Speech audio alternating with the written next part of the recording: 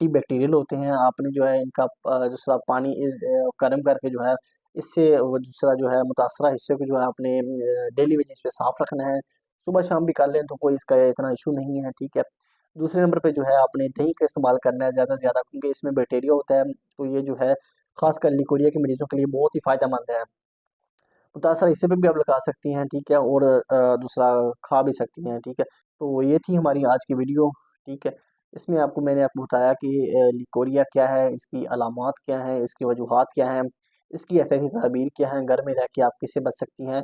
अगर फिर भी आपको मुसलसल जो है वो ये चीज़ें मुतासर कर रही हैं, तो आप जो है किसी अच्छी गायनोकोलॉजिस्ट से हैं जो है वो राब्ता करें, ठीक है। किसी प्रोफ़ेसर लेवल पे आजकल जो हमारे देखा होगा आपने छोटे सिटी में या छोटे गाँव में जो है वो दाइयों की भेस में जो है होती हैं ख़वातीन, उनसे बचें, ठीक है? क्योंकि वो आप पे तजर्बे करती हैं, वो उन्होंने किसी भी कोई लोकल लेवल पे या किसी डॉक्टर के पास जो है वो 1-2 माह लगाए होते हैं, तो फिर वो आप पे तजर्बे करती हैं, जिससे जो है वो ख़वातीन को देखा गया है कि काफ़ी नुकसान होता है। तो मेरी गुज़ारिश है कि अगर आपको वीडियो अच्छी लगी है तो हमारी वीडियो को लाइक करें, शेयर करें, कमेंट्स करें और भाई को दें इजाज़त। शुक